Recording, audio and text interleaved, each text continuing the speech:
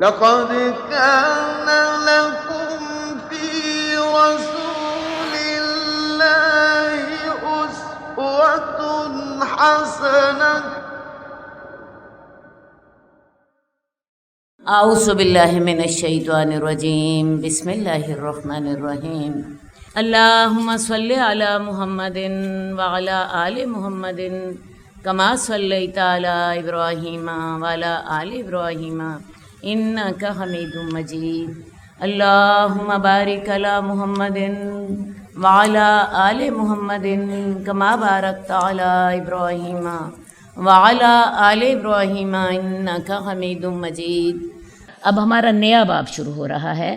اس باب کا عنوان ہے الزواج والعدل بین الزوجات والتربیہ، شادی، بیویوں کے درمیان انصاف اور اولاد کی تربیت۔ تو اب ہم اس باب پر سے متعلقہ حدیث پڑھیں گے، شادی، بیویوں کے درمیان انصاف اور تربیت اولاد۔ تو اب ہم حدیث پڑھ رہے ہیں، حدیث نمبر 1880۔ حضرت ابو موسیٰ اشعری سے روایت ہے، رسول اللہ صلی اللہ علیہ وآلہ وسلم نے فرمایا، کمواری بچی سے اس کے نکاح کے بارے میں مشورہ کرو اور اس کی خاموشی اس کی اجازت ہوگی۔ نکاح اسلامی معاشرے کا بیسک یونٹ ہے، ہر شخص کی زندگی میں بڑی اہم حیثیت رکھتا ہے، خواہ وہ لڑکی ہو یا لڑکا ہو۔ اب اس کے سلسلے میں شریعت ہمیں کیا ہدایات دیتی ہے، یہ انشاءاللہ تعالی ہم اس باب میں پڑھیں گے، نکاح کے بارے میں پڑھیں گے۔ اس کے علاوہ اولاد کی تربیت کیسے کرنی ہے، اگر ایک سے زائد بیویاں ہیں تو ان کے درمیان عدل کیسے کرنا ہے، یہ تمام اس باب کا موضوع ہوگا۔ تو اس کی پہلی حدیث ہم نے دیکھ لی۔ اس کی پہلی حدیث میں کیا ذکر کیا گیا ہے کہ کنواری بچی سے اس کے نکاح کے بارے میں بات کرو اور اس کی خاموشی ہی اس کی اجازت ہوگی۔ تو جب نکاح کرنا ہے تو خاص طور پر بچی سے اجازت ضرور لی جائے، لڑکی کی اجازت کے بغیر نکاح نہیں ہوگا، یہ بات بالکل واضح ہے۔ اور لڑکی سے جب آپ نے اجازت لینی ہے تو اجازت کیسے لینی ہے، اس کے سامنے بات کی جائے کہ جی فلاں فلاں جگہ سے رشتہ آیا ہے، لڑکے کی یہ کوالیفیکیشنز ہیں، یہ اس کی شکل و صورت ہے، یہ اس کی قابلیت ہے، یہ اس کی نیکی ہے، تو کیا ہم بات کر لیں؟ ایک بات میں آگے بڑھنے سے پہلے کر لوں، یہ اجازت لڑکی سے اس وقت لی جائے جب کوئی پرپوزل آئے اور اس پرپوزل کو آپ یس کر کے اگلے لوگوں کو بلانا چاہ رہے ہیں۔ ہمارے ہاں عام طور پہ لڑکی سے اجازت کب لی جاتی ہے؟ خیر سے شادی والے دن۔ شادی والے دن جی ساری دنیا گھر میں اکٹھی ہوئی ہوتی ہے اور لڑکی کے چچا اور ماموں جی لڑکی سے پوچھنے آتے ہیں، ہاں بھائی تم راضی ہو اس رشتے پہ اور سائن کر دو۔ ارے بھی نہیں، اس وقت تو وہ کچھ بھی نہیں کر سکتی۔ اس وقت اگر وہ انکار کرتی ہے تو کیا وہ اپنے خاندان کو ذلیل کر دے، اپنے والدین کی بے عزتی کر دے؟ نہ، یہ اجازت اس وقت لینی چاہیے جب کوئی پرپوزل آئے، اور پرپوزل آنے کے بعد والدین جو ہیں ان کا خیال ہے کہ یہ لڑکا اس قابل ہے کہ ہم ان لوگوں سے بات چیت شروع کریں، اس وقت بچی سے پوچھیں۔ اور اگر بچی جو ہے اس پوچھنے کے بعد کوئی رسپانس نہیں دیتی، بالکل خاموش رہتی ہے، تو خاموشی ہی اس کی اجازت ہے، کیونکہ حضرت عائشہ نے کہا تھا یا رسول اللہ وہ کیسے اجازت دے گی، وہ تو شرمیلی ہوتی ہے، وہ تو خاموش رہے گی۔ تو رسول اللہ صلی اللہ علیہ وسلم نے فرمایا تھا کہ اس کی خاموشی ہی اس کی اجازت ہے، لیکن اگر لڑکی رونے لگ پڑے یا وہ انکار کر دے تو پھر والدین کو وہاں پہ معاملہ سٹارٹ نہیں کرنا چاہیے۔ کوئی ایسا رشتہ اور کوئی اور رشتہ دیکھیں جس پہ بچی کو اعتراض نہ ہو، ٹھیک ہے؟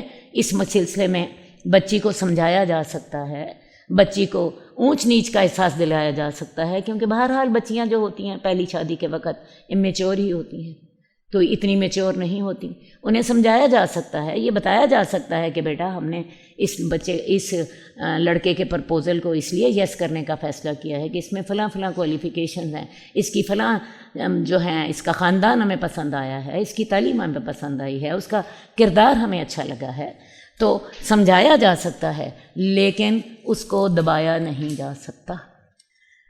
حضرت عبداللہ بن عباس بیان کرتے ہیں کہ ایک کنواری لڑکی رسول اللہ صلی اللہ علیہ وسلم کے پاس آئی اور اس نے کہا کہ اس کے باپ نے اس کا نکاح کر دیا ہے اور وہ ناپسند کرتی ہے، تو رسول اللہ صلی اللہ علیہ وسلم نے اسے اختیار دے دیا کہ تم چاہو تو یہ نکاح باقی رہے گا اور تم چاہو تو یہ نکاح باقی نہیں رہے گا۔ ویسے بھی پریکٹیکلی آپ سوچئے، زندگی وہاں پہ والدین نے تو نہیں گزارنی، زندگی تو لڑکی نے گزارنی ہے، تو جس نے زندگی پوری گزارنی ہے تو اس کی رضامندی تو اس میں لازمی ہونی چاہیے۔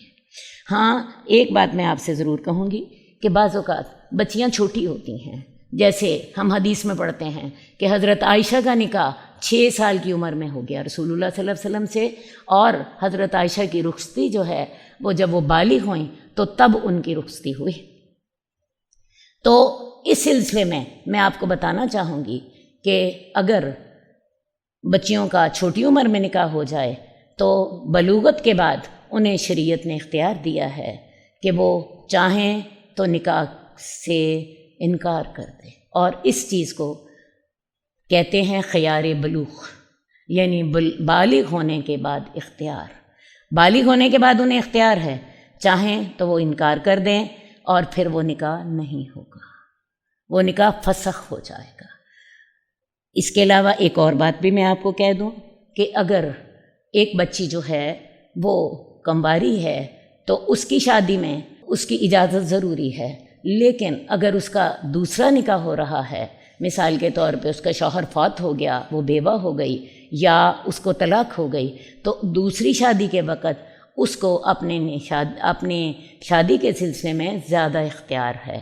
پہلی شادی کے وقت اس کو اس کی رضامندی چاہیے اور اس کے ساتھ اس کے ولی کی رضامندی چاہیے، لیکن اگر اب اس کی دوسری شادی ہو رہی ہے خواہ بیوگی کی وجہ سے یا طلاق کی وجہ سے، تو اب جس رشتے پر لڑکی راضی ہے اس کو ولی جو ہے اس کو اس کی بات مان لینی چاہیے، کیونکہ اب لڑکی میچور ہو گئی ہے۔ پہلی دفعہ تو لڑکی ناتجربہ کار تھی، اب تجربہ کار ہو گئی ہے، تو لہٰذا اب اس کو اپنی شادی کے سلسلے میں اپنے ولی سے زیادہ اختیار ہے۔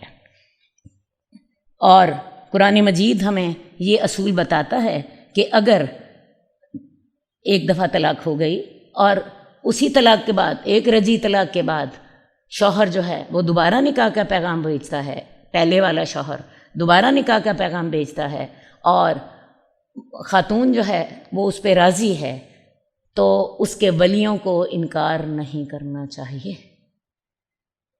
اگرچہ ان کی مرضی نہ بھی ہو، انہیں چاہیے کہ وہ بچی کی رضامندی کو دیکھتے ہوئے اس رشتے کو قبول کر لیں۔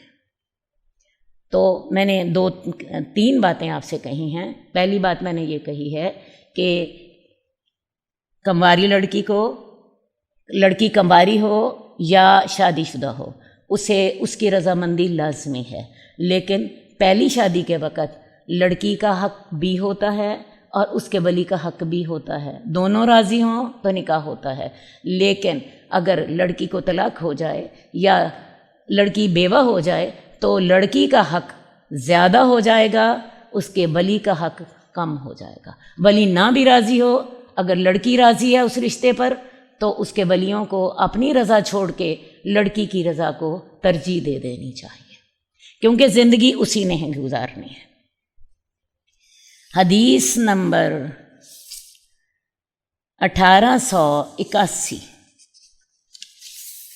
بحث بن حکیم اپنے باپ سے اور وہ ان کے دادا معاویہ بن حیدہ سے روایت کرتے ہیں، وہ کہتے ہیں کہ میں نے کہا اے اللہ کے رسول، ہم عورت کے پاس کہاں سے آئیں؟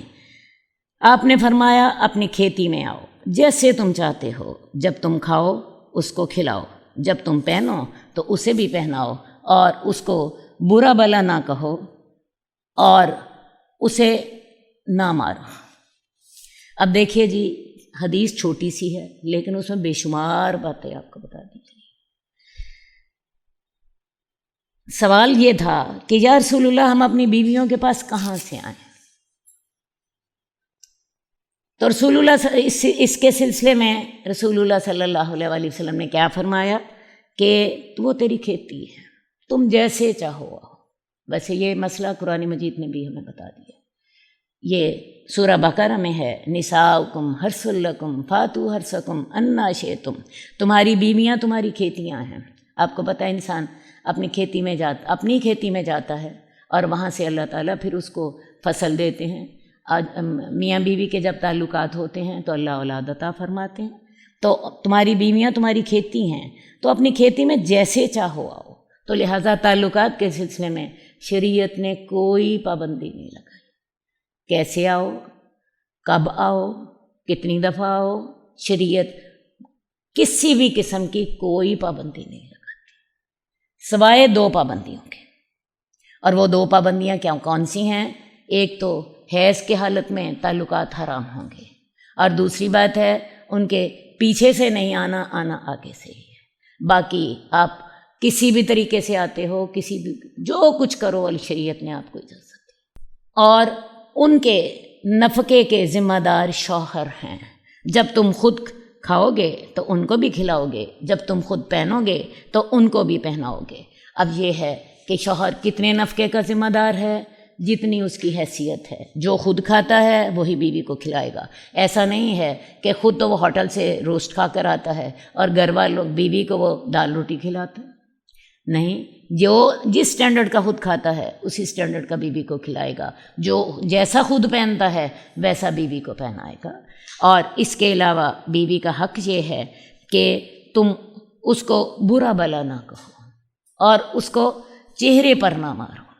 بات سمجھ آئی؟ بہت سے مردوں کی عادت ہوتی ہے بات بات پہ غصہ کرتے رہتے، گالی کے سوا ان کے منہ سے بات ہی نہیں نکلتی، یا ان کی ٹون میں غصہ بھرا ہوتا ہے اور وہ سمجھتے ہیں کہ شاید یہ جو ہے مرد شاید ہوتے ہی ایسے ہیں، انہوں نے بیویوں پہ روب رکھنا ہوتا ہے. ٹھیک ہے جی؟ تو بیویوں کو برا بلا نہیں کہی. باشروہن بالمعروف، ان کے ساتھ نیکی کے ساتھ گزارا کرو، ان کے ساتھ نیکی کے ساتھ گزارا کرو. اور اگلی بات کیا ہے کہ بعض اوقات ایسا ہوتا ہے کہ بعض اوقات سختی کی بھی ضرورت پڑ جاتی ہے. قرآن مجید نے ہمیں اس کا بھی بڑی ڈیٹیل طریقے سے بتایا ہے کہ اگر وہ تمہاری بات نہیں مانتی ہیں، تمہارے سے اکڑتی ہیں، واللاتی تخافون نشوزہن فاعظوہن واہجروہن فی المضاجع واضربوہن، کہ وہ عورتیں جن کے اکڑنے سے تم ڈرتے ہو تو تم ان کو نصیحت کرو، سمجھاؤ کہ بھئی یہ اکڑنے کے ساتھ معاملے نہیں چلیں گے. یہ معاملے جو ہیں گھر اس طرح نہیں چلتے ہوتے. اور اگر وہ سمجھانے سے سمجھ آتی ہیں مسئلہ ختم، اس سے نہیں سمجھتی تو پھر دوسرا طریقہ کیا کرو، ان کو ان کی خوابگاہوں میں علیحدہ کر دو، ان سے تعلقات منقطع کر دو. لیکن یہاں بھی میں ایک بات کلیئر کرنا چاہوں گی، تعلقات منقطع کرنے ہیں اپنے کمرے میں کریں. ایسا نہ ہو کہ بیوی سے لڑ کے تو جا ماں کے پاس جا کے سوئے، یا جا کے لاؤنج میں سو گئے اور سارے گھر والوں کو اشتہار دیا کہ میری اور میری بیوی کی لڑائی ہو گئی ہے. نہ، اپنے کمرے میں ان سے تعلقات علیحدہ کرو، تعلقات ختم کر دو. ان کو احساس ہو جائے گا خامن ناراض ہے. اور اگر اس بات پر بھی ان کو نہیں سمجھ آتی ہے، معاملہ زیادہ بڑھ گیا ہے، عورت کی اکڑ بھی باقی ہے، تو پھر ایسا کرو کہ ان کو تم مار بھی سکتے ہو. لیکن یہ مارنا جو ہے یہ اصلاح کی خاطر ہونا چاہیے، یہ اپنے غصے نکالنے کی خاطر نہیں ہونا چاہیے. ہمارے ہاں کیا ہوتا ہے، سالن میں نمک کم ہو گیا تو 1 تھپڑ لگا دیا، بچہ رونے لگ پڑا تو 2 لگا دی، بیوی نے خرچہ مانگا مارنا شروع کر دیا. تو بات یہ ہے، یہ طریقے مسلمان خامدوں کے نہیں ہیں. ان کو برا بلا بھی نہیں کہنا، کیونکہ برا بلا کہنا یہ ایک سزا ہے، مارنا ایک سزا ہے. ان کو برا بلا بھی نہیں کہو اور ان کو مارو بھی نہیں. اور پھر قرآن مجید ہمیں کہتا ہے، میں قرآن مجید کی آیت آپ کے سامنے رکھتی ہوں، واللاتی تخافون نشوزہن، اور وہ عورتیں تم خوف کھاتے ہو ان کی نافرمانی سے، فاعظوہن، تو ان کو نصیحت کرو، واہجروہن فی المضاجع، ان سے تعلقات منقطع کر دو، اور واضربوہن، اور انہیں مارو. فإن اطعنکم فلا تبغوا علیہن سبیلا، اگر وہ تمہاری بات مان لیتی ہیں تو ان پر کوئی اور راستہ نہ تلاش کرو. ایسا نہ کرو کہ اس نے تمہاری بات مان بھی لی اور تم نے کہہ دیا آج سے تمہارا گھر کا خرچہ بند، آج سے تم میکے نہیں جا سکتی، آج سے میں تمہارا سودا نہیں لا کے دوں گا. تو بات یہ ہے کہ یہ چیزیں جو ہوتی ہیں یہ پھر حالات کو خراب تو کرتی ہیں، حالات کو سنوارنے میں مدد نہیں دیتی۔ مارنے کا مطلب غصہ نکالنا قطعاً نہیں ہے، اس کا مطلب صرف یہ تھا کہ ایک معاملہ جو چل نہیں رہا، بعض اوقات آپ کو پتہ ہے اس کو ایک اس طرح کر کے دھکا لگانا پڑتا ہے، اور وہ اصلاح کی نیت سے ہونا چاہیے، اور اس کے لیے بھی اللہ کے رسول صلی اللہ علیہ وسلم نے 2 شرطیں لگا دی ہیں۔ پہلی شرط کیا ہے کہ ان کو زیادہ نہ، ان کے چہرے پر نہ مارو، کیونکہ جو چہرہ ہوتا ہے یہ انسان کی عزت کی جگہ ہوتی ہے، اور دوسری بات ہے ایسا نہ مارو جس کا نشان رہ جائے، جس کا نشان رہ جائے۔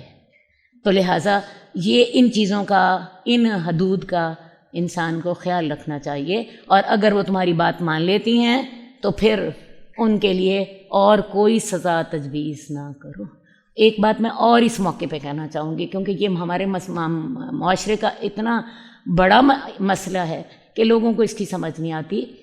قرآن مجید کے الفاظ سے واللاتی تخافون نشوزہن، اور وہ عورتیں جن کی جو ہے اکڑ کا تمہیں خوف ہو تو ان کو نصیحت کرو، تو ان سے تعلقات منقطع کرو۔ تو اکڑنا کیا ہوتا ہے یہ میں آپ کو ضرور بتانا چاہتی ہوں۔ اکڑنا یہ ہوتا ہے کہ خامن نے ایک بات کہی اور عورت نے کہا میں تمہاری بات نہیں مانتی، میں تمہاری بات مانوں گی نہیں، جو مرضی کر لو، میں نے یہ تمہاری نہیں بات ماننی، یہ ہوتا ہے اکڑنا۔ لیکن اگر شوہر نے ایک کام کہا اور عورت سے وہ کام نہیں ہوا، اور عورت نے کہا کہ بھئی آج میرے سر میں درد تھا، میرا بچہ بیمار تھا، مہمان آ گئے تھے، میں اس لیے نہیں کر سکی، تو یہ اکڑنا نہیں ہے۔ تو لہٰذا یہ سارا پروسیجر جو ہے یہ عورت کے اکڑنے پر ہے۔ اور اگر یہ جو کسی کی طبیعت خراب ہو گئی، کوئی بچہ بیمار ہو گیا، ہانڈی میں نمک کم ہو گیا، بچہ رونے لگ پڑا، گھر میں جو ہے کوئی اور خرابی ہو گئی، تو اس پہ مارنے لگ پڑے، تو میں آپ کو بتاؤں مرد کو بھی کل کو اللہ کو جواب دینا ہے۔ حدیث نمبر 1883، ابو کبشہ انماری کہتے ہیں کہ رسول اللہ صلی اللہ علیہ وسلم اپنے صحابہ کے ساتھ بیٹھے ہوئے تھے، اچانک اندر چلے گئے اور غسل کرنے کے بعد تشریف لائے۔ ہم نے کہا اے اللہ کے رسول کیا ہوا؟ آپ نے فرمایا فلاں عورت میرے پاس سے گزری تو میرے دل میں عورت کی طلب پیدا ہوئی، اس لیے میں اپنی بیوی کے پاس گیا اور میں نے اپنی حاجت پوری کی۔ تم بھی ایسے ہی کیا کرو۔ حلال چیز کو استعمال کرنا افضل عمل ہے۔ بات ہے انسان کے دل میں خواہشات تو پیدا ہوتی ہی رہتی ہیں، اور آج کل کا جو دور ہے اس میں آج کل کے دور کا تو سب سے فتنہ ہے ہی عورت۔ آپ کوئی اخبار کھول کے دیکھ لیں، آپ ٹی وی کھول کے دیکھیں، آپ موبائل کھول کے دیکھیں، کیا لکھا ہوتا ہے مجھے دیکھیے۔ تو جہاں بھی آپ دیکھتی ہیں کوئی اشتہار ہے، کوئی خبر ہے، کوئی رسالہ ہے، عورت ہی عورت آپ کو ہر وقت نظر آتی ہے۔ تو اگر دل میں عورت کا خیال آئے تو پھر انسان کیا کرے؟ اپنی بیوی کے پاس جائے، اپنی بیوی کے پاس جائے اور اپنی خواہش پوری کرے۔ اور دوسری بات یہ ہے کہ بیوی کو جب بھی شوہر بلائے تو وہ ضرور آئے، وہ چاہے تنور پر ہو یا اونٹ پر ہی کیوں نہ ہو۔ اصل بات یہ ہے کہ جب مرد کے دل میں یہ خواہش پیدا ہوتی ہے تو پھر عورت کو ہی اس کی خواہش پوری کرنی ہے، اور اس لیے اگر وہ اس کو بلاتا ہے، وہ اپنے اہم ترین کام کر رہی ہے، تنور پہ روٹیاں لگا رہی ہے، اونٹ کے اوپر سواری کر رہی ہے، عورت کو خامن کے اس بلانے پر ضرور لبیک کہنا چاہیے، اور یہ عورت کی سب سے پہلی ذمہ داری۔ ہمارے معاشرے میں عام طور پہ بچیوں کی تربیت اس حوالے سے نہیں کی جاتی۔ جب شادی ہوتی ہے ماں باپ کیا کرتے ہیں، اسے میک اپ کے کورسز کرا دیتے ہیں، اسے کوکنگ کے کورسز کرا دیتے ہیں، اسے کچھ اور سلائیاں کڑھائیاں شروع کروا دیتے ہیں، لیکن یہ نہیں بتاتے کہ تم نے شوہر کے ساتھ چلنا کیسے ہے۔ اصل بات ہے میاں بیوی کے جو معاملات ہیں اس میں سب سے پہلی عورت کی ذمہ داری کیا ہے؟ وہ خامن کی جسمانی ضروریات پوری کرے۔ یہ ویسے اس کی اپنی ضرورت بھی ہوتی ہے، ایسی بات نہیں ہے، یہ دونوں کی ضرورت ہوتی ہے، لیکن خاص طور پر یہ بیوی کو سمجھانے کی ضرورت ہے کہ یہ ذمہ داری تمہاری پہلی ذمہ داری ہے۔ کھانا نہیں پکاؤ گی تو بازار سے پکا ہوا آ جائے گا، کپڑے نہیں دھلیں گے تو دھوبی موجود ہیں، اور اگر گھر کی صفائی ستھرائی کی ضرورت ہے اس کے لیے بھی ماسیاں موجود ہیں، لیکن یہ ذمہ داری تو عورت ہی کو ادا کرنی ہے، اور یہ اس ذمہ داری ادا کرنے کے لیے عورت کو فریش بھی ہونا چاہیے اور جو ہے خوش بھی ہونا چاہیے، اس کو اپنے آپ کو فریش رکھنا ہے تاکہ وہ اپنی یہ ذمہ داری پوری کر سکے۔ تو میں بچیوں سے بھی یہ کہنا چاہوں گی اور یہ میں بیویوں سے بھی کہنا چاہوں گی کہ وہ گھر کے کاموں میں اس ذمہ داری کو بھول نہ جائیں۔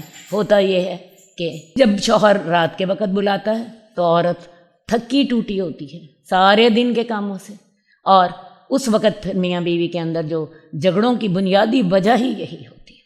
تو اس لیے یہ بات عورتوں کو سمجھنی ہے، وہ اپنے آپ کو اس کام کے لیے فریش رکھیں، اپنی اور ذمہ داریاں تھوڑی سی کم کر لیں، ماسی سے مدد لے لیں، اپنی جو ہیں اور ہمارے لیے جو سہولتیں ہیں پکے پکائے کھانے کی یا کچھ یا جیسے بھی ان کے حالات ہیں، لیکن یہ انہیں سمجھ لینا چاہیے کہ یہ میری پہلی ذمہ داری ہے، کیونکہ حدیث میں آتا ہے کہ جب عورت کو شوہر بلاتا ہے اور وہ نہیں آتی، فرشتے اس پہ لعنت کرتے ہیں، اس کی نماز قبول نہیں ہوتی۔ تو اللہ تعالیٰ ہماری بچیوں کو اور ہماری خواتین کو یہ ہدایت دے، اور اس کے ساتھ آپ دیکھیں گی انشاءاللہ آپ کے گھر جو ہیں پرسکون ہو جائیں گے۔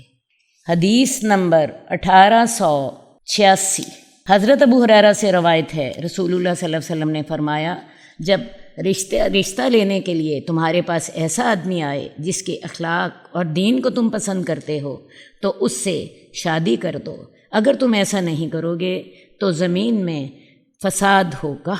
اس حدیث کا موضوع کیا ہے؟ رشتوں کا انتخاب کیسے کریں۔ بیٹی کے لیے ایسے شوہر کا انتخاب کریں جو دیندار ہو اور اس کا اخلاق اچھا ہو، اور بیٹے کے لیے ایسی دلہن کا انتخاب کریں جو کہ دیندار ہو۔ ہم عام طور پر جب اپنی بیٹیوں کے لیے لڑکوں کا انتخاب کرنے لگتے ہیں تو ہماری جو پرائرٹیز اور ہوتی ہیں۔ ہماری پرائرٹی کیا ہوتی ہے؟ لڑکا کتنا پڑھا لکھا ہے، کتنا کماتا ہے، اس کا اپنا گھر ہے یا نہیں ہے، یہ چیزیں ہم دیکھتے ہیں۔ حالانکہ شریعت ہمیں دو باتوں کا پابند کرتی ہے، ایک یہ دیکھ لیں کہ لڑکا دیندار ہو۔ دیندار سے کیا مراد ہے؟ کم از کم نمازی ہو، اور آج کل کے دور میں کم از کم حلال کماتا ہو۔ حرام اگر وہ کماتا ہوا تو آپ کی بیٹی کو وہ حرام کھلائے گا، آپ کی جو نسل ہوگی حرام پہ پلے گی، اور حرام جو مال جو کھاتا ہے وہ دوزخ میں ہی جانے کا زیادہ اہل ہوتا ہے۔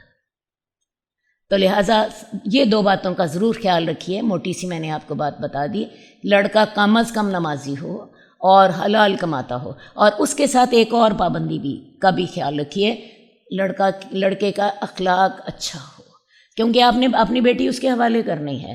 اگر اس کا اخلاق اچھا نہ ہوا تو بعض اوقات ایسا ہوتا ہے کہ لڑکا مالدار ہوتا ہے، لڑکا دیندار ہوتا ہے، لڑکا نمازی بھی ہوتا ہے، اس نے حج بھی کیے ہوتے ہیں، لیکن غصے کا بڑا تیز ہوتا ہے۔ اب صرف ایک اس غصے کے تیز ہونے کی وجہ سے آپ کی بیٹی کی زندگی تنگ ہو جاتی ہوتی ہے یا نہیں ہوتی ہے۔ تو لہٰذا لڑکے کے انتخاب کے سلسلے میں یہ ضرور دیکھ لیجئے کہ لڑکے کا کردار کیسا ہے، اور یہ آپ کو کیسے پتہ چلے گا؟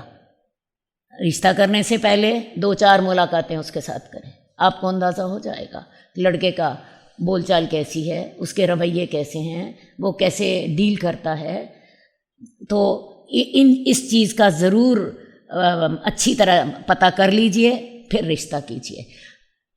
جہاں تک تعلق ہے ان دو باتوں کا، یہاں پہ مال کا ذکر ہی نہیں آیا، یہاں پہ یہ ذکر نہیں آیا کہ لڑکا کماتا ہے یا نہیں ہے، یا لڑکے نے MBA کیا ہوا ہے یا نہیں ہے، یا لڑکا ڈاکٹر ہے یا انجینئر ہے یا بزنس مین ہے یا کچھ نہیں ہے۔ بلکہ میں آپ کو عجیب بات بتاؤں، قرآن مجید میں اس کے اپوزٹ آتا ہے۔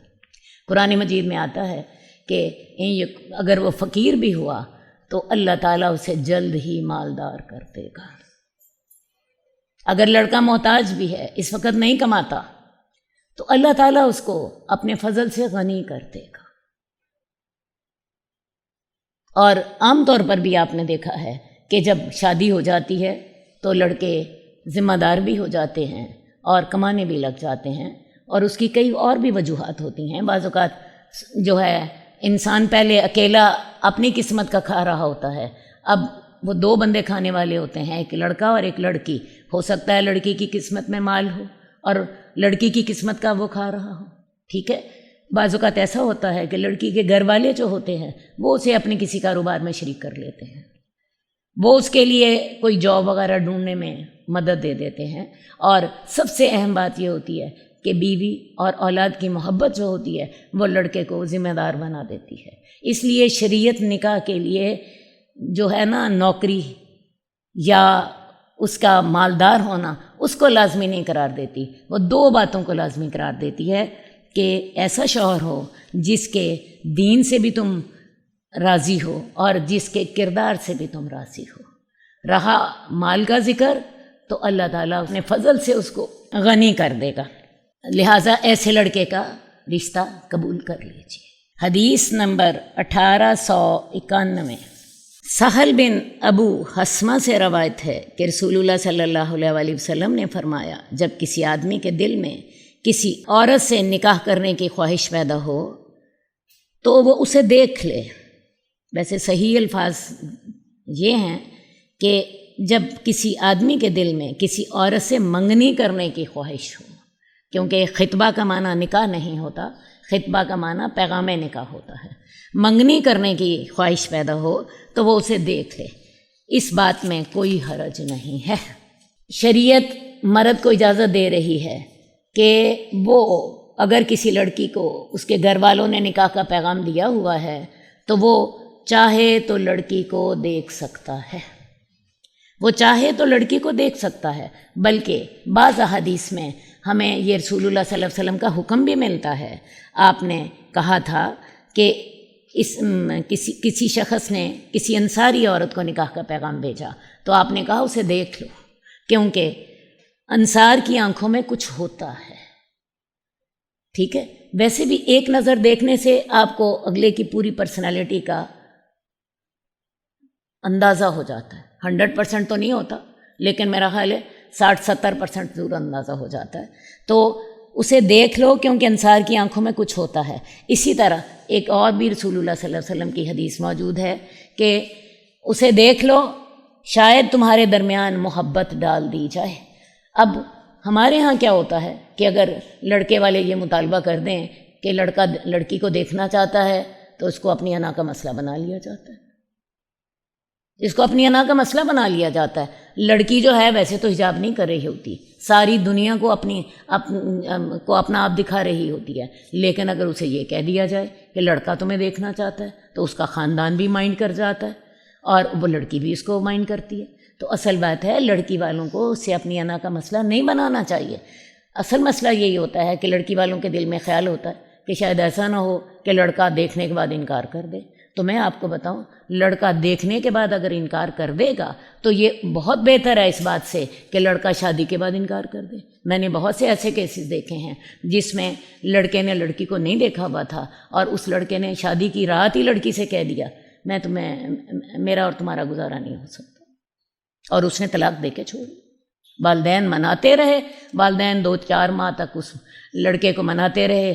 کئی کیسز میں نے ایسے دیکھے ہیں. تو کیا یہ بہتر نہیں ہے کہ نکاح کے شادی کے بعد وہ لڑکی کو طلاق دے؟ ناپسندیدگی کی وجہ سے وہ پہلے ہی معاملہ ریجیکٹ کر دے. اور یہ عین ممکن ہے کہ دیکھنے کے بعد ان دونوں کے درمیان کوئی ایسی بات لڑکے کو پسند آ جائے جس کے ساتھ اس کے دل میں لڑکی کی محبت پیدا کر دی جائے. اللہ تعالیٰ دل میں محبت ڈال دے. تو لہٰذا اس بات کو ایشو نہ بنائیں، لڑکی والے بھی ایشو نہ بنائیں. لڑکی والوں کا مفاد بھی اسی میں ہے کہ لڑکا لڑکی کو پہلے دیکھ لے، بعد میں ریجیکٹ کرنے کی بجائے پہلے کر دے. اور لڑکے کا تو اس میں فائدہ ہے ہی ہے. ویسے بھی شریعت کے ہر حکم میں خیر ہی ہوتی ہے. حدیث نمبر 1892. حضرت عائشہ سے روایت ہے کہ رسول اللہ صلی اللہ علیہ وسلم نے فرمایا، جب عورت اپنے گھر کے کھانے سے خرچ کرتی ہے بشرطے کہ ضائع کرنے والی نہ ہو تو اسے خرچ کرنے کا اجر ملتا ہے، خامن کو کمانے کی وجہ سے اجر ملتا ہے اور خزانچی کو بھی اسی طرح ثواب ملتا ہے. کوئی کسی کے اجر کو کم نہیں کرتا. اس حدیث میں ایک بہت اہم مسئلہ بتایا گیا ہے، اور وہ مسئلہ کیا ہے کہ کوئی عورت اپنے خامن کی اجازت کے بغیر خامن کے مال میں تصرف نہ کرے۔ اصل بات ہے، یہ جس گھر میں ہم رہ رہے ہوتے ہیں، ہم سے میرا مراد ہے بیویاں، جس گھر میں بیویاں رہ رہی ہوتی ہیں اس گھر میں مال خامن کا استعمال ہو رہا ہوتا ہے، اور اس میں آپ اپنی مرضی سے تصرف نہیں کر سکتی الا یہ کہ خامن اجازت دے دے۔ یہ پوری حدیث جو ہے، یہ ذرا میں آپ کو بتا دوں، یہ حدیث کا ایک حصہ ہے۔ حضرت ابو امامہ باہلی بیان کرتے ہیں کہ رسول اللہ صلی اللہ علیہ وسلم نے حجۃ الوداع میں اپنے خطبے میں فرمایا کہ کوئی عورت اپنے خامن کے گھر سے اس کی اجازت کے بغیر کوئی چیز خرچ نہ کرے۔ کسی نے کہا ہے اللہ کے رسول، کیا وہ کسی کو کھانا بھی نہیں دے سکتی؟ آپ نے فرمایا یہ تو ہمارا افضل اور قیمتی مال ہے۔ یہ تھا اصل سوال کہ کیا ایک عورت خامن کی اجازت کے بغیر کھانا بھی نہیں دے سکتی؟ تو کھانا بھی تو مال ہی ہوتا ہے، کیا خیال ہے؟ مال ہی سے بنتا ہے، ہماری ساری چیزیں مال ہی سے تو آتی ہیں۔ تو اصل بات ہے کہ عورت جو ہے اس کو خامن کا مال خامن کی اجازت کے ساتھ ہی کرنا چاہیے۔ عورت اپنے شوہر کے گھر کی اور مال کی محافظ ہے اور نگران ہے، اور کل کو اس سے پوچھا جائے گا، یہ اس کی ذمہ داریوں میں سے ہے۔ اگر عورت گھر میں کچھ صدقہ کرتی ہے تو اسے نصف اجر ملے گا، اور خامن کو بھی نصف اجر ملے گا، کیونکہ مال خامن کا تھا۔ اب ایک عورت نے کیا کیا؟ خامن کی اجازت کے بغیر اس نے صدقہ کر لیا اور خامن نے اس کو اوکے کر دیا، تو آدھا اجر عورت کا، آدھا اجر مرد کا۔ بلکہ مجھے یوں کہنا چاہیے کہ مرد کو بھی ایک اجر ملے گا اور ایک اجر عورت کو ملے گا، اور نہ عورت کا اجر مرد کے اجر کو کم کرے گا اور نہ مرد کا اجر عورت کے اجر کو کم کرے گا۔ تو اصل بات ہے کہ یہاں پہ ہمیں ایک بات کا خیال کر لینا چاہیے کہ بعض اوقات عورتیں خامن جو انہیں گھر کا خرچہ دیتے ہیں یا جو وہ کمیٹی ڈال کے اپنے پیسے بچا لیتی ہیں، وہ سمجھتی ہیں اب یہ مال میرا ہو گیا۔ مثال کے طور پہ ایک عورت نے 2000 روپے مہینے کی کمیٹی ڈالی اور اس کی نکل آئی جی 50,000 کی کمیٹی نکل آئی، اب وہ سمجھتی ہے یہ مال میرا ہے۔ کیا خیال ہے؟ وہ مال آپ کا تھا، آپ نے خامن کے مال میں سے کمیٹی ڈالی تھی، وہ تھا خامن کا مال ہی۔ ٹھیک ہے، آپ نے محنت کی ہے، کوشش کی ہے، لیکن آپ اس کو خامن کی مرضی کے مطابق ہی خرچ کریں گی۔ گھر میں خرچ کر لیں لیکن خامن کی مرضی کے مطابق خرچ کریں۔ یا بعض اوقات عورتیں کیا کرتی ہیں، اس طرح کا جو ان کے پاس پیسہ ہوتا ہے اپنے گھر سے اپنے میکے والوں پر خرچ کرنا شروع کر دیتی ہیں، اپنی سہیلیوں کو دینا شروع کر دیتی ہیں، اور پھر گھر میں لڑائی ہوتی ہے۔ اور اللہ رب العزت یہ چاہتے ہیں کہ ہمارے گھر بڑے پرسکون ہوں اور ان گھروں میں لڑائی نہ ہو، اس لیے عورت کو چاہیے کہ خامن کی اجازت کے ساتھ خرچ کرے۔ ہاں، اگر آپ کو پتہ ہے کہ آپ کے شوہر جو ہیں وہ مائنڈ نہیں کریں گے تو پھر آپ کو اجازت لینے کی ضرورت ہی نہیں ہے۔ یہ مسئلہ یہ نہیں ہے کہ آپ ہر دفعہ پوچھیں میں یہ خرچ کر لوں اور میں یہ خرچ نہ کروں۔ عورت جب خامن کے ساتھ رہتی ہے اسے اندازہ ہو جاتا ہے میرا شوہر کس بات کو مائنڈ کرتا ہے اور کس بات سے مائنڈ نہیں کرتا۔ اگر تو مائنڈ کرتا ہے تو پھر اس جگہ پہ خرچ نہ کیجیے، اور اگر مائنڈ نہیں کرتا اس کا مطلب ہے کہ انڈرسٹوڈ ہے، آپ خرچ کر سکتی ہیں۔ اسی طرح ایک عورت جو ہے وہ خامن کے مال سے صدقہ کرتی ہے، خامن نے اس کو نہیں کہا تھا، تو جتنا اجر عورت کو ملے گا اتنا ہی خامن کو ملے گا۔ عورت کو اس لیے اجر ملے گا کہ عورت نے اس صدقہ کرنے کی نیت کی، اور نیت کرنے کے بعد اس نے کر دیا، اس نے اپنے ہو سکتا ہے مال میں سے تھوڑا تھوڑا بچایا بھی ہو وہ صدقہ کرنے کے لیے، اور اس نے وہ صدقہ کیا، اور مرد کو اس لیے اجر ملے گا کہ مال اصل مرد کا تھا۔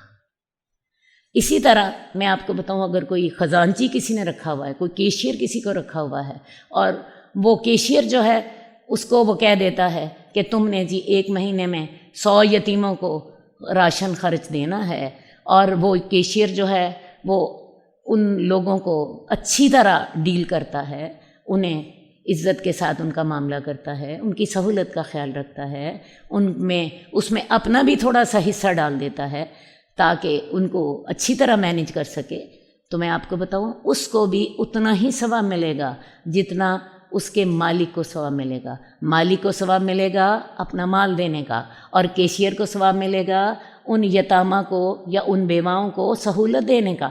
مثال میں 2-3 آپ کو پریکٹیکلی باتیں بتا دیتی ہوں۔ مثال کے طور پہ جیسے میں نے ابھی کہا، کسی نے اپنے کیشیئر سے کہا کہ 100 یتیموں اور بیواؤں کو خرچہ دے دو، اب وہ کرتا کیا ہے کہ ان سے کہتا ہے کہ چلو بھائی تم 1 مہینے میں اگر مجھے اجازت ہے مالی کی طرف سے، تم چاہو تو 2 مہینوں کا اکٹھا لے جاؤ، تمہیں دوبارہ نہ آنا پڑے، یا اگر وہ لیٹ آ گئے ہیں تو تب بھی انہیں ایڈجسٹ کر دیتا ہے، یا ان کو بیٹھنے کی جگہ اچھی دے دیتا ہے، ان کو اچھے مشورے دے دیتا ہے، ان کے ساتھ خیر خواہی کر دیتا ہے، ان کی بات تسلی سے سنتا ہے، ان کے ساتھ عزت سے ڈیل کرتا ہے۔ کئی باتیں اس میں ہو سکتی ہیں۔ تو اس کیشیئر کو حالانکہ اپنے اس عمل کی اجرت مل رہی ہے، اس کو اپنے اس عمل کی تنخواہ مل رہی ہے، لیکن اس تنخواہ کے ساتھ ساتھ اس کو اتنا ہی اجر ملے گا جتنا اس کے مالک کو مل رہا ہے، اور یہ اجر اس کو اپنی نیت کی وجہ سے ملے۔ تو عورت اپنے خامن کے مال سے خرچ کرے یا کیشیئر اپنے مالک کے مال سے خرچ کرے اور اس میں اپنی اچھی نیت کے ساتھ اس کو اچھی طرح ڈیل کرے، تو میں آپ کو بتاؤں یہ بھی اتنا ہی اجر پاتے ہیں جتنا مال دینے والا اجر پاتا ہے۔ حدیث نمبر 1894، حضرت انس بیان کرتے ہیں کہ رسول اللہ صلی اللہ علیہ وسلم نے فرمایا، جب آدمی بیوہ یا متعلقہ عورت کی موجودگی میں کمباری عورت سے شادی کرے تو اس کے پاس 7 دن ٹھہرے، اور اگر کمباری کی موجودگی میں بیوہ سے نکاح کرے تو اس کے پاس 3 دن ٹھہرے۔ اب معاملہ یہ ہے کہ اگر ایک مرد جو ہے اس کو شریعت نے 1 سے زائد شادیوں کی اجازت دی ہے، اور یہ اجازت قرآن مجید میں موجود ہے، فَانكِحُوا مَا طَابَ لَكُم مِّنَ النِّسَاءِ مَثْنَىٰ وَثُلَاثَ وَرُبَاعَ، تم چاہو تو 2، 3 یا 4 عورتوں سے نکاح کر سکتے ہو۔ تو جب مرد 1 سے زائد بیوی سے نکاح کرے تو اس میں عدل لازمی ہوگا، اور یہ عدل جو ہے یہ تمام مادی معاملات میں ہوگا۔ مادی معاملات سے کیا مراد ہے؟ وہ ایسے معاملات جو کہ کاؤنٹیبل ہیں، مثال کے طور پہ مال سب کو برابر دے گا، گھر کا خرچہ سب کو برابر دے گا۔ ایک عورت کو اس نے گھر لے کے دیا ہے اور بڑا گھر لے کے دیا ہے، دوسری کو بھی بڑا ہی گھر لے کے دے۔ یہ نہیں ہوگا کہ اس کو تو وہ چھوٹا گھر لے کے دے اور اس کو بڑا گھر لے کے دے، دونوں کو ایک جیسا لے کر دے۔ ایک کو حج کرایا ہے تو دوسری کو بھی کرا دے، ایک کے بچوں کو وہ پکنک پہ لے کر گیا ہے تو دوسرے کے بچوں کو بھی پکنک پہ لے کے جائے۔ تو یہ ایک کے پاس جتنا وقت گزارتا ہے دوسری کے پاس بھی اتنا ہی وقت گزارے، ٹھیک ہے نا؟ تو ان ساری چیزوں میں جو کہ کاؤنٹیبل ہیں ان میں عدل لازمی ہے۔ جب شوہر کنواری سے نکاح کرے تو 7 دن اس کے پاس رہے، کیونکہ کنواری عورت جو ہوتی ہے اس کو خامن سے مانوس ہونے میں کچھ ٹائم لگے گا، وہ بھی بچی ہے، اس کو مانوس ہونے کے لیے زیادہ وقت کی ضرورت ہے۔ 7 دنوں کے بعد باری شروع کرے، 7 دن کنواری کے پاس رہے اور اس کے بعد پہلی بیوی کے ساتھ، پھر اب وہ برابری کے معاملات ہوں گے، 1 رات اس کے پاس 1 رات اس کے پاس۔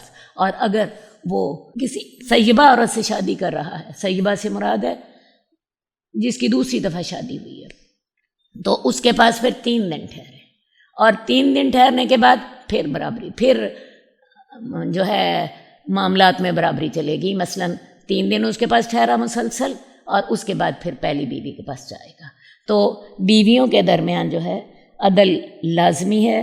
اللہ کے رسول صلی اللہ علیہ وسلم اپنی بیویوں سے اس سلسلے میں مکمل انصاف کرتے تھے، حالانکہ اللہ تعالیٰ نے انہیں اس بات کا پابند بھی نہیں کیا تھا، لیکن اس کے باوجود رسول اللہ صلی اللہ علیہ وسلم اپنی تمام ازواج کے ساتھ عدل کرتے تھے۔ اللہم صلی علی محمد وعلی آل محمد کما صلیت علی ابراہیم وعلی آل ابراہیم انک حمید مجید۔ اللہم بارک علی محمد وعلی آل محمد کما بارکت علی ابراہیم وعلی آل ابراہیم انک حمید مجید۔ مولاي صل وسلم